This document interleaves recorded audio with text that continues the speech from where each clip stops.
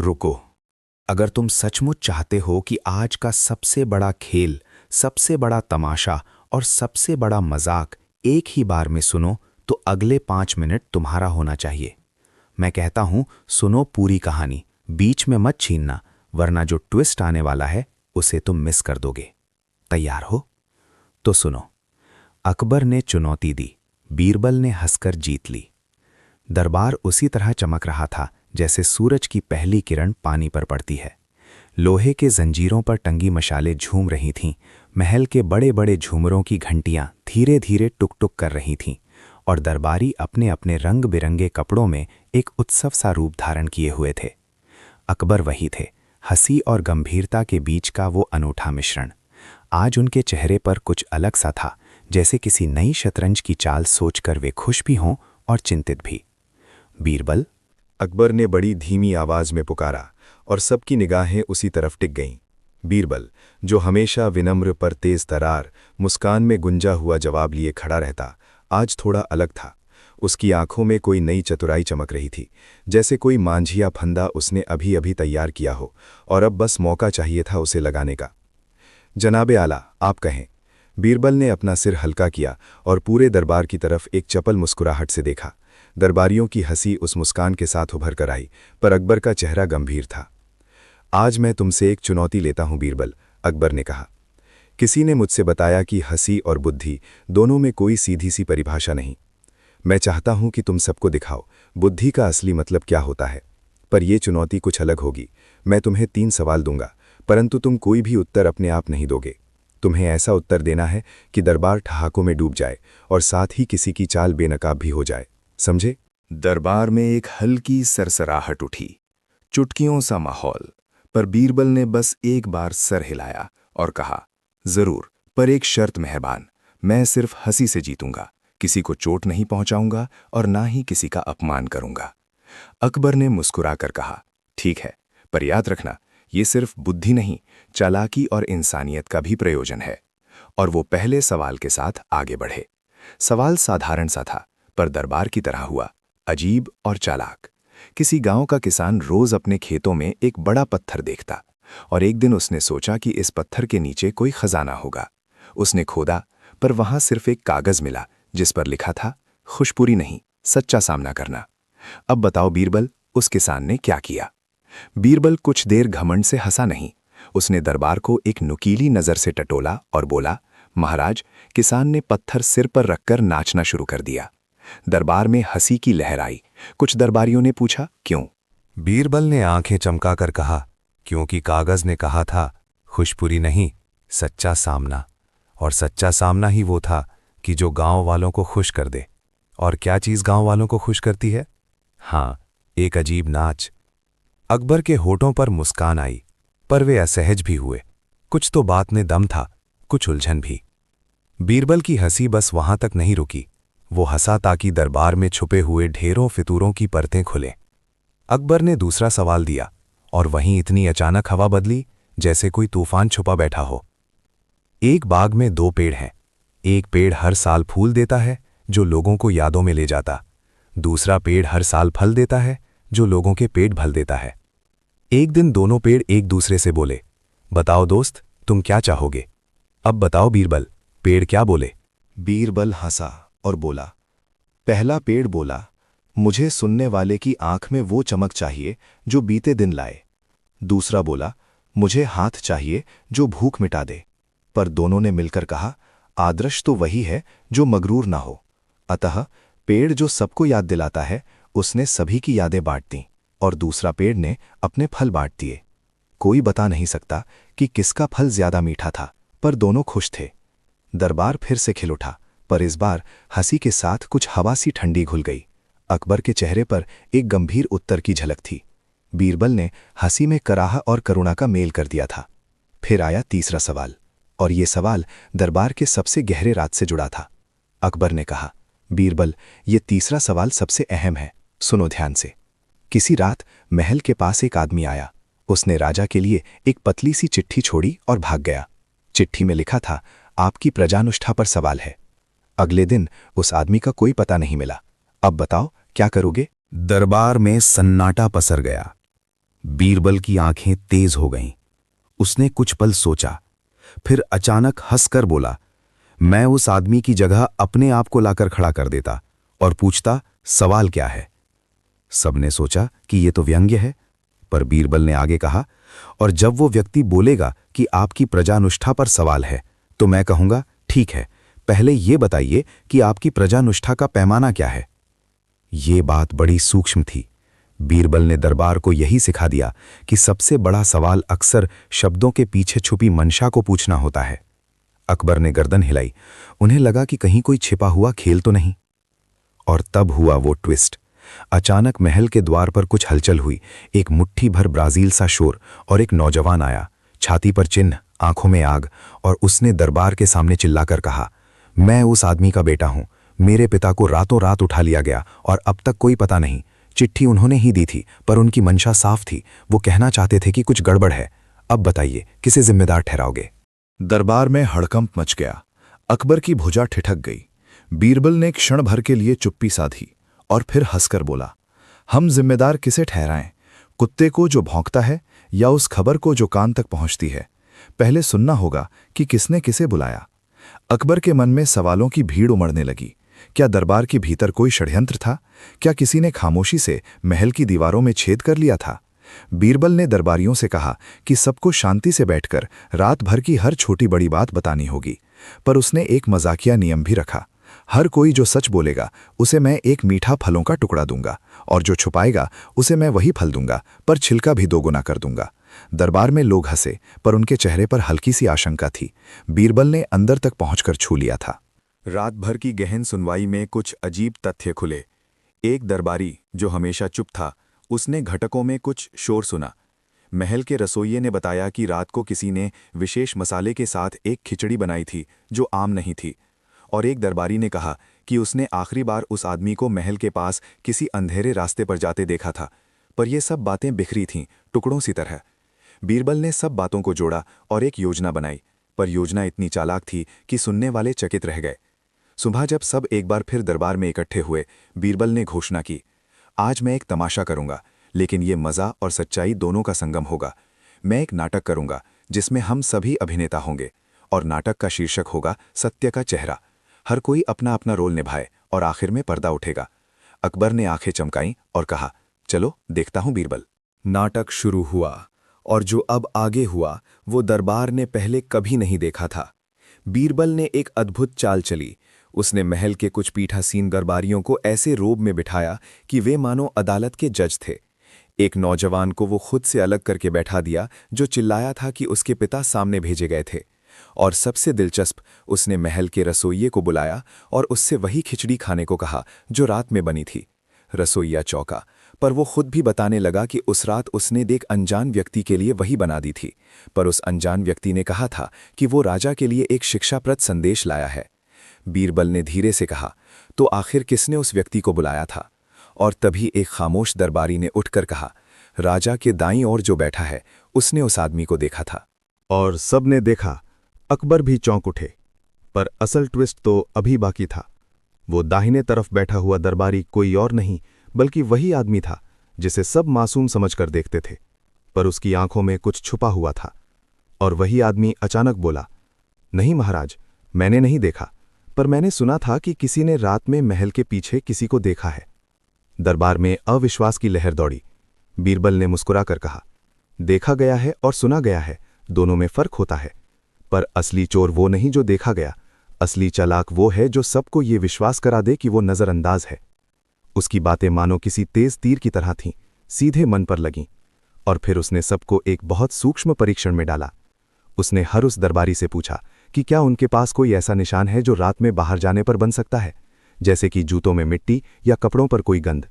और जब कुछ दरबारियों के जूतों की तलवे की मिट्टी उस क्षेत्र की मिट्टी से मेल खाई तो वो सवाल और भी पेचीदा हो गया।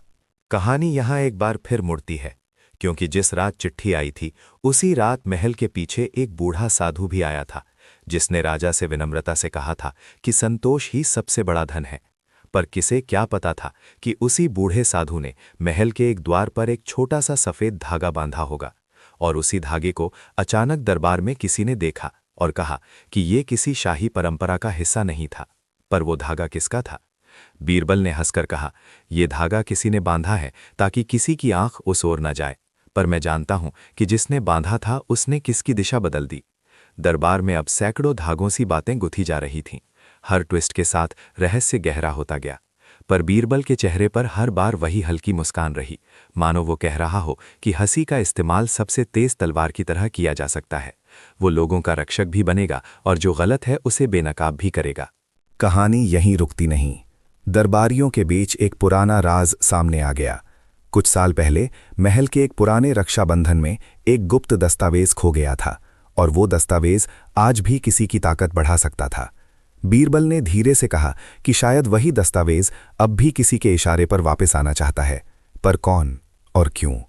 जैसे जैसे सवाल बढ़ते गए, दरबार में एक अजीब सी बेचैनी उभरने लगी। अकबर के मन में एक कठिन निर्णय पैदा हुआ। क्या वो किसी पर शक करें या शांत रहें? हम यहाँ कहानी का एक और बड़ा ट्विस्ट छोड़ते हैं, क्योंकि कहानी का असली मज़ा अभी आने वाला है। बीरबल में आखिरी में एक ऐसा खेल खेला जिसने सभी आशंकाओं को हंसी में बदल दिया, और फिर अचानक एक रोचक खुलासा कर दिया जो किसी और ने सोचा भी नहीं था। पर मैं अभी वही पल यहाँ रोक कर रखता हूँ ताकि अगला भाग तुम सुनो। चाहो तो मैं उसे अभी आगे लिख दूँ, पर पहले एक छोटी सी गुजारिश। अगर तुम्हें ये कहानी पसंद आई तो प्लीज़ हमारे चैनल को लाइक करो, शेयर करो और सब्सक्राइब करना मत भूलना। इससे तुम हमसे जुड़े रहोगे और हम अगला भाग तय ही करेंगे। और हाँ, उपस्थिति दर्ज कराना ना भूलना। कमेंट बॉक्स में जोर से लिखो, जय बीरबल। बिल्कुल, अब लिखो, मैं तुम्हारा इंतजार कर रहा हूं। दरबार का वो सिकुड़ा हुआ सन्नाटा जो कल के घटनाक्रम के बाद रह गया था, आज भी हवा में तैर रहा था। सबकी आंखों में वही आशंका थी और दिमाग में वही सवाल, किसने रात में चिट्ठी छोड़ी, किसका हाथ इस खेल के पीछे था, और सबसे अहम, बीरबल की अगली चाल क्या होगी? बीरबल ने जैसे ही मासूमियत भरी मुस्कान के साथ सबको देखा, उसने अपने पावरों में जो खोपड़ी सी चमक थी उसे और उजागर कर दिया। उसकी मुस्कान में अब वो धार थी जो तलवार में होती है, मधुर पर खतरनाक। उसने कहा, महाराज, इस बार मैं सिर्फ हंसी नहीं, एक बड़े मास्टर ड्रामा का मंचन करूंगा, पर याद रहे, मैं एक एक सिरे से सच खींचकर बाहर लाऊंगा, और जो जितना अधिक सच बोलेगा उसे मैं उतना ही सम्मान दूंगा। अकबर ने अपनी आंखों की कोर से बीरबल को नापा और कहा, ऐसा करो, पर किसी की इज्जत की हिफाजत रहे। बीरबल ने सिर हिलाया और तैयारी शुरू कर दी, पर वो तैयारी किसी भी आम तैयारी जैसी नहीं थी। ये तैयारी तो किसी जादू का कार्य थी, पर जादू नहीं, समझदारी की चपल चाल। बीरबल ने पहले नाटक के कलाकार चुने। महल के बहुत से लोग, रसोई के साहब से लेकर नौकर चाकर तक, हर किसी को उसने एक एक भूमिका दी। पर सबसे चतुर बात ये थी कि बीरबल ने उन लोगों के असली स्वभाव के हिसाब से ही उन्हें रोल दिए। जो शरारती थे उन्हें चंचल पात्र दिए, जो शातिर थे उन्हें समझदार, और जो सच्चे थे उन्हें बुद्धिमान। बीरबल जानता था कि एक किरदार जितना वास्तविक होगा, नाटक उतना ही असरदार होगा। नाटक का शीर्षक था सत्य का चेहरा, पर नाटक एक साधारण नाटक नहीं था। ये तो एक दर्पण भी था जिसमें हर दर्शक अपना प्रतिबिंब देख पाएगा। पहला दृश्य कुछ ऐसा था। महल का पिछला रास्ता फिर से सजा हुआ दिखाई दिया। वही पत्थर, वही दीवार, वही पुराना झूमर जो कभी बदसूरती में भी सुंदर लगता था, और वही बूढ़ा साधु भी जिसकी छवि ऐसी थी कि हर कोई समझे ये बस एक साधु है। पर बीरबल ने उसे ऐसे हथियार के रूप में रखा जैसे तलवार को कबूतर की पंखों से छुपाकर रख दिया जाता है। नाटक की पहली पंक्ति, वही नौजवान जिसने चिल्लाया था कि उसके पिता को उठा लिया गया, ने बोली, मेरा पिता निर्दोष है, उसने सिर्फ एक चिट्ठी दी थी और अब वो गायब है। और तभी जैसे हवा में कोई सुरसा गुजर गया हो, महल की एक बूढ़ी रसोइया ने चुपके से उठकर कहा, वो रात मुझे याद है। किसी ने मुझे बुलाया था और उसने कहा था, ये खिचड़ी राजा के नाम है, उसमें थोड़ी सी दाल और थोड़ा सा संदेश है। पर उस आदमी चेहरे पर एक बारीकी थी, जैसे किसी ने उसे समय से पहले बोला हो। दरबार के बहुत से लोगों ने एक दूसरे को देखा, पर बीरबल की आंखों में खुशी की हल्की सी चमक थी, जैसे किसी ने एक खोया हुआ मोती ढूंढ लिया हो। फिर एक एक करके छोटे छोटे संकेत सामने आने लगे। जूतों की मिट्टी, कपड़ों पर मसाले की गंध, और सबसे महत्वपूर्ण, कुछ लोगों के शब्द जो रात के अंधेरे में बदले हुए लगते थे। बीरबल ने नाटक चलाते हुए धीरे धीरे उन धागों को जोड़ा। उसने सबको थामकर एक प्रश्न दिया, बताओ, किसकी नीयत साफ है और किसका इरादा छुपा हुआ? जनता में हंसी और फुसफुसाहटें आईं, पर बीरबल जानता था कि हंसी कभी कभी ऐसी छेनी होती है जो पत्थर में छुपे निशान को बाहर निकाल दे। और तब हुआ वो अनपेक्षित मोड़।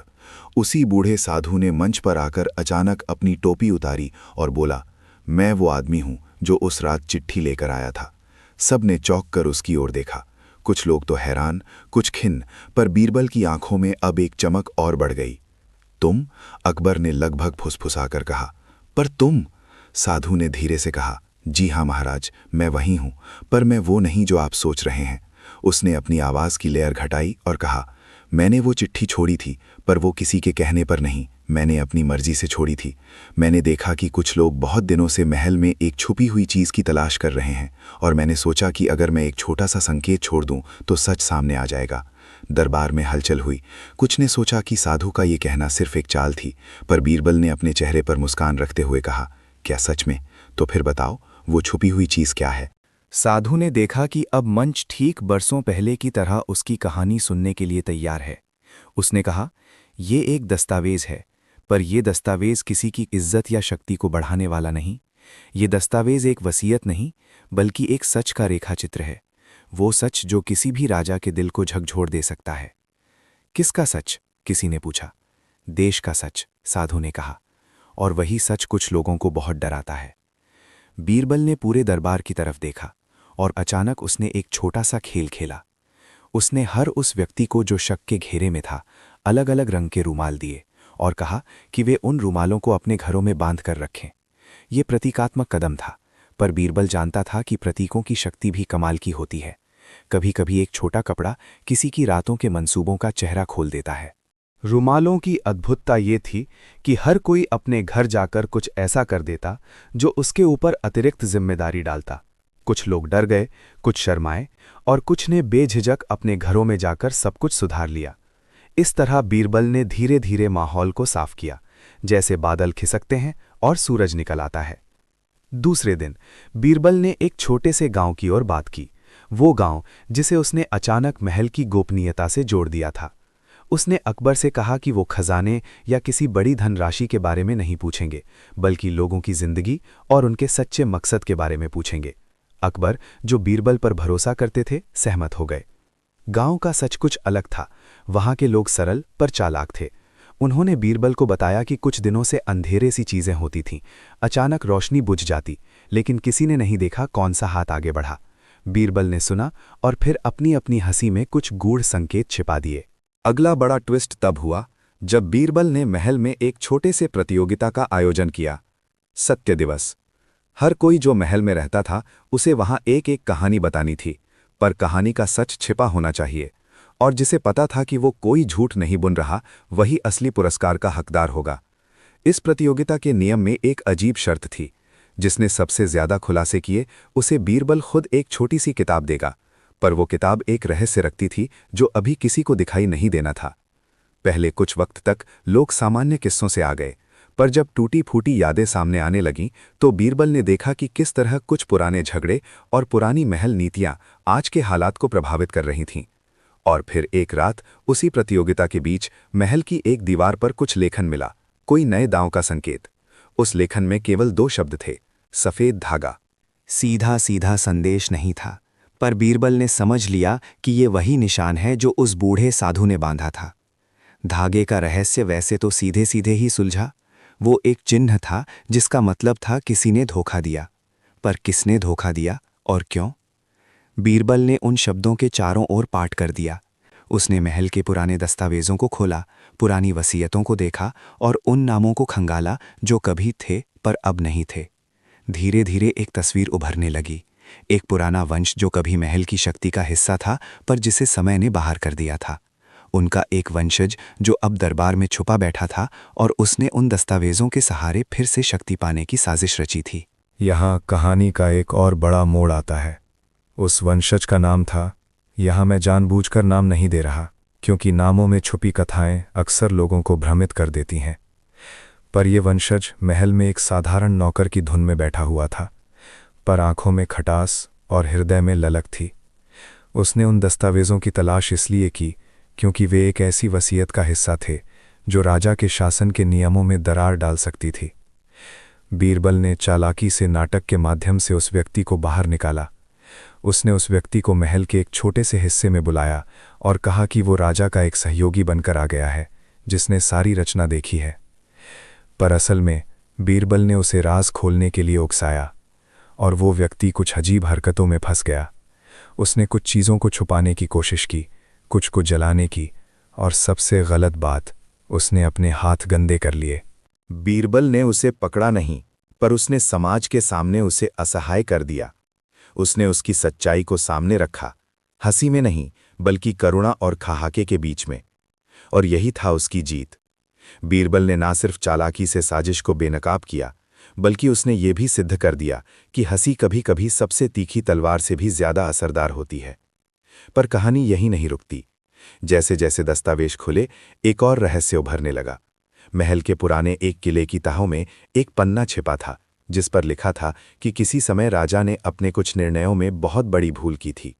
वो भूल आज के हिसाब से किसी की सत्ता स्थिर कर सकती थी, और वही भूल जिसे भूलना चाहिए था अब फिर से उजागर हो रहा था।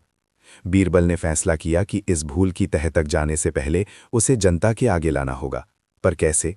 उसने एक बड़ी योजना बनाई।